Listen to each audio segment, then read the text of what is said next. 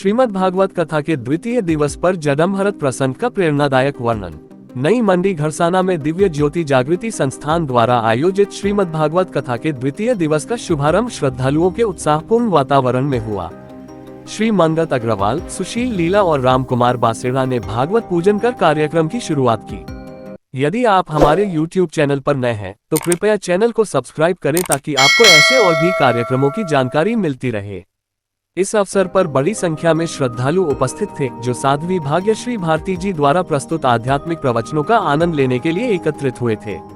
साध्वी भाग्यश्री भारती जी ने जडमभरत प्रसंग को विस्तार से सुनाते हुए बताया कि जडमभरत, जो परमात्मा की प्राप्ति के लिए वन की ओर प्रस्थान किए थे, उन्होंने अपने गुरु के माध्यम से ही उस परमात्मा का साक्षात्कार किया।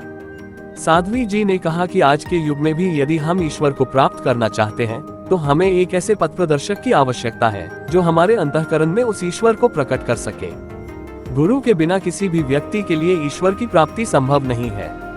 उन्होंने वेदों, शास्त्रों और धार्मिक ग्रंथों का संदर्भ देते हुए कहा कि ब्रह्मज्ञान और ईश्वर साक्षात्कार के लिए एक पूर्ण गुरु की शरणागति अनिवार्य है। साध्वी जी ने ये भी बताया कि जब कोई जीव परमात्मा की खोज में निकलता है तो उससे पहले एक ब्रह्मनिष्ठ गुरु के सानिध्य में जाना पड़ता है। उन्होंने कबीर और स्वामी विवेकानंद के उदाहरण देते हुए समझाया कि कबीर को प्रकाशित करने वाले उनके गुरु रामानंद जी थे और नरेंद्र को विवेकानंद बनाने वाले उनके गुरु स्वामी रामकृष्ण परमहंस थे। इसी प्रकार आज भी गुरु के बिना कोई ईश्वर तक नहीं पहुंच सकता।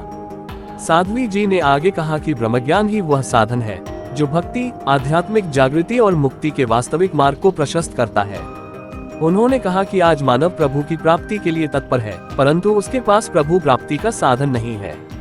गुरु ही वह माध्यम है जो हमें इस मार्ग पर चलने की दिशा देता है। कथा के समापन पर सभी श्रद्धालुओं ने भक्तिभाव से प्रभु की पावन आरती में भाग लिया, जिससे पूरे वातावरण में आध्यात्मिक ऊर्जा का संचार हुआ।